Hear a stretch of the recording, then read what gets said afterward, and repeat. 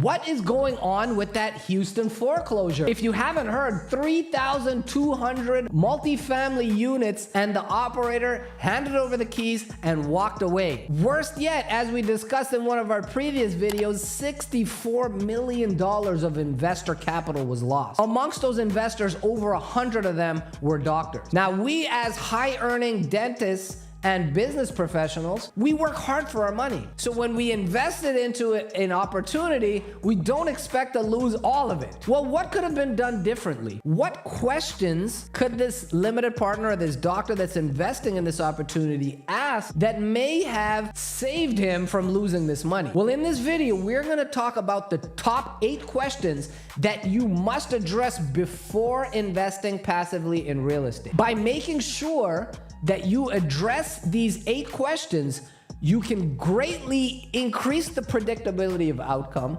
increase the predictability of you gaining profits and being successful, and decrease the chances of you losing all of your money. That's what we're gonna break down in this video today. Hey guys, welcome back to the channel. I'm Dr. Jonny Walker, aka Dr. Jonathan Withananchi.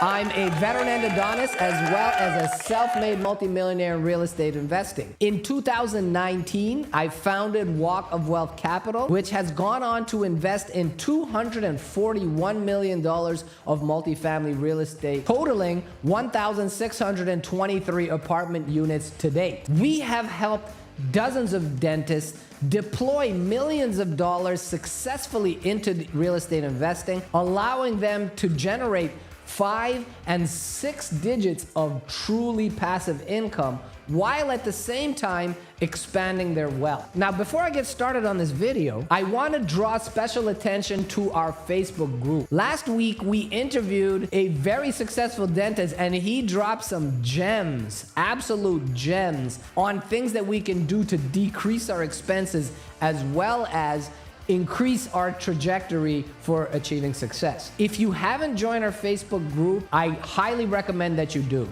We put out a lot of resources. We continue conversations just like this, where you can talk directly with me and 1,000 other doctors that are interested in passive investing. We've also put up the latest edition of our book, How to Beat Dental Burnout, and that's also available for free download within our Facebook group. That Facebook group is called Financial Freedom for Dentists. Join it, and I'll see you on the inside. All right, let's get right into the video here. What are the top 8 questions that you need to ask before you invest passively in real estate? Well, some of the questions that are going through your head right now is, well, is now a bad time to invest, right? Like, interest rates are still going up. We don't know what's kind of happening with inflation. Should we sit on the sidelines and wait and watch to see what happens? Or should we be looking? Well, let's jump in. Question number 1, what kind of debt are they using? The biggest stress, the biggest headwind in multifamily real estate today is interest rates. It's what's causing distress in the marketplace. It's what's causing not so good operators that weren't prepared to have to sell at discount. We are in an environment where interest rates may continue to rise and stay high for an indeterminate time period. Some economists predict that it's going to come down. Some economists predict that it's going to go up. So getting the right type of interest is critical. Now, if you have a 10-year business plan, then the best type of debt to get is fixed debt. This helps to eliminate the interest rate risk. That's, like I said, as I mentioned at the onset of this question, the biggest risk in multifamily real estate today is the debt structure. Now, if you fix the debt, that means even if interest rates are going up and changing and you're fixed for a long period, you have a predictability of what your mortgage payment is gonna be for the next 10 years.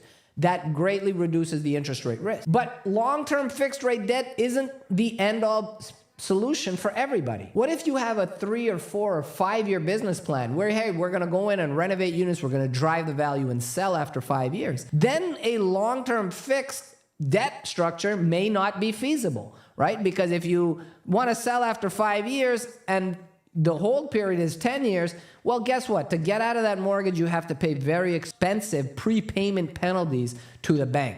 And oftentimes, those prepayment penalties are so heavy that it's not worth to sell it prematurely. So it's not to say that floating rate debt is bad, it is a tool. Debt is a tool. Now, if you have a 5-year business plan, you may get a 5-year fixed term and also purchase what's called a rate cap, right? So by purchasing a rate cap, it caps or puts a ceiling on how much interest rates can go up. So this also allows you to have an idea of what your mortgage payment or your debt service will be, and so you'll be able to service it in a more predictable fashion. Question number 2, what extent is the property cash flowing from day one, right? Banks typically like to see a DSCR or a debt service coverage ratio of 1.25 for every dollar of expense, which means you should have at least $1.25 of NOI available for every dollar of expense on a minimum. This is where the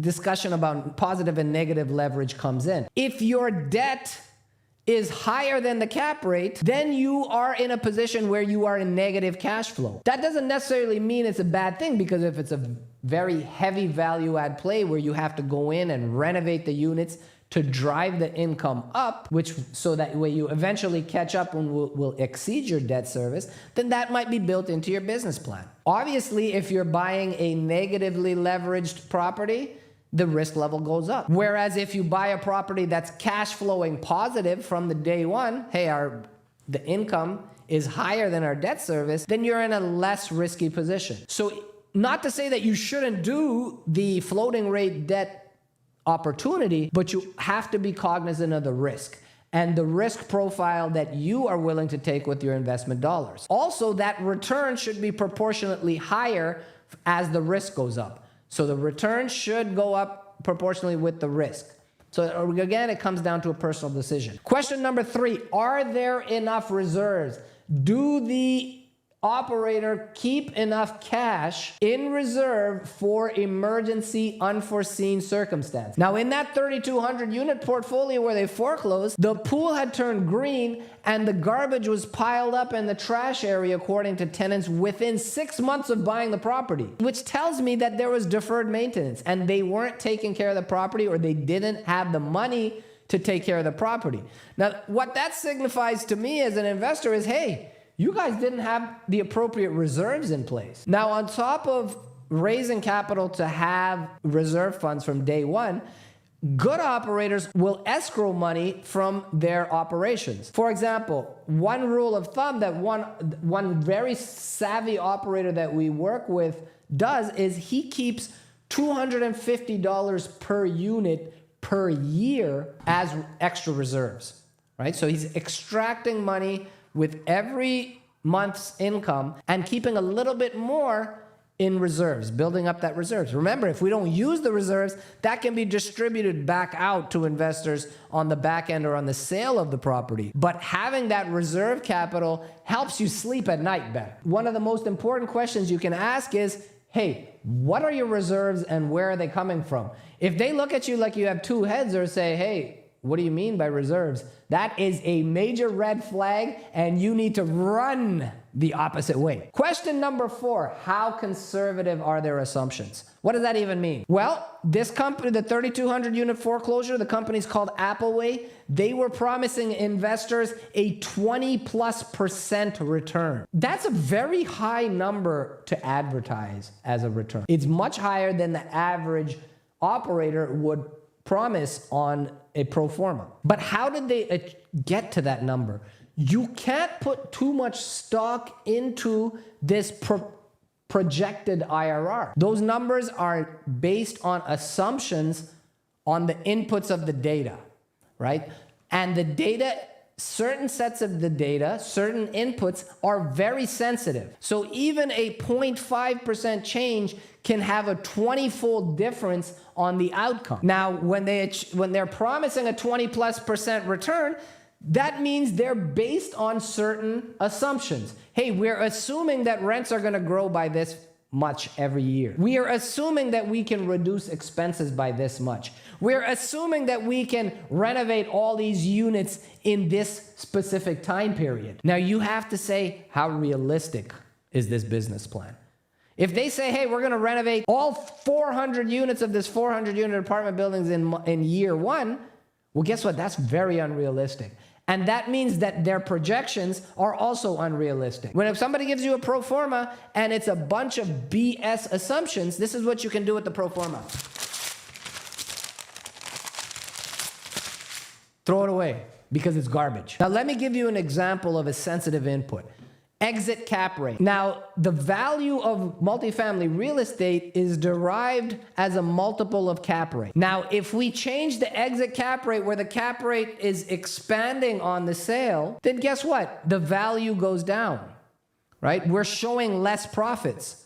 Now, if you take that exact same deal and you take a different operator that underwrites it a little bit different from a company like, say, Appleway, that's promising 22% return, and you change the cap rate so that instead of it getting smaller and the value going up, you actually expand the cap rate and the value goes down. Now, Appleway might say, hey, in 5 years from now, the market's gonna be better, the cap rates are gonna compress, and the values are gonna go up. So we know that we can promise investors a higher return. Well, we can take that exact same deal and have somebody else underwrite it and say, hey, what happens if interest rates don't go down and cap rates don't go down? What if interest rates go up even higher than they are today? Let's look at that scenario. Now, if you look at that scenario, then the returns for investors goes from 22% to 16%. Same deal. And an unsophisticated investor is going to be like, I like that one because that one is promising me 22%, even though it's the exact same deal. So a novice investor is going to look at IRR and make an investment decision based on IRR and equity multiple. But that is a big mistake. You have to look at the assumption. Question number 5. Is the right team in place that can successfully operate this property? Well, Appleway, they scaled to have 3,200 unit portfolio in just under 2 or 3 years. I mean, that's incredible. In fact, I'm a little envious. But now when we look back in retrospect, did they have the right team in place? Did they have the right personnel to be able to operate that large of an apartment unit? We don't know for sure the answer to that question, but we do know that the pool turned green and the garbage is piled up within 6 months. It starts to point to that no, they did not have the operations in place. Good operators need to have the capacity to operate apartment buildings. There must be investment in asset management. You can't underestimate how much it takes to operate an apartment building properly and efficiently. As a limited partner or LP, you should have the ability to ask the operator, what are you doing to make sure that you have the personnel in place, right? Do you have the right team in place to be able to handle this? It's okay that you're scaling so quickly, but you also have to make sure that you're scaling the infrastructure to be able to support buying so many apartment units at once. Question number 6. What is your track record? Has that operator dealt with this type of property before? A Class B value add property, a Class A core plus property. Does that operator have a significant track record within that local market? Hey, if they've renovated done a whole bunch of properties in Houston, but now they go and buy a property in Tennessee, now all of a sudden that's a change in geographic location. Potential red flag, right? So you're looking for an investor that has had multiple exits potentially, right? The more exits they've had, the more they've paid back investors, the better, right? If they've never had an exit, obviously, not to say you shouldn't do a deal with somebody that has never had an exit, because everybody has to have their first exit at some point. But the risk spectrum is a little bit higher versus somebody that's had multiple exits, right? Investor testimonials. Other investors that have invested with these people, get testimonials from them. These are all ways that you can vet this operator and look at their track record and see what's the likelihood that they can make this project also be successful. Question number 7, what is your plan to take care of the tenants? Well, it doesn't look like Appleway made an effort at all to improve the quality and lives of the tenants. From the looks of it, it doesn't look like they did much of anything. They didn't have the construction budget in place. They weren't managing the place. Tenants were complaining and leaving. So a good operator is always focusing on improving the lives of the tenants and the community. So as a limited partner, one of the questions you should ask is, what is your plan to deal with the tenants of our property? And last question, question number 8. How well does that general partner communicate with you? Do they just treat you as another investor? Like, hey, look, we have 100 of you guys, so if you don't invest, another person will invest. Well, really large companies may treat you like that. And that is a potential red flag also. You have to see, do they respond to your emails and text messages in a timely fashion? Because if they aren't doing a very good job of communicating with you before the investment or when things are going well in the investment, expect that to get 10 times worse if things go awry. And believe me, there is nothing more frustrating and annoying than an operator who's not returning your calls, who's not responding to your emails, and you've invested hundreds of thousands of dollars with them. All right, guys, that's the top 8 questions. If you get a good handle on the answer to these questions, you should get a really great gut feeling on whether you should move forward with this investment or not. If this video was helpful, smash the like button, share it with other like-minded people, and I'll see you on the next video. Take care of yourselves and each other. Boom.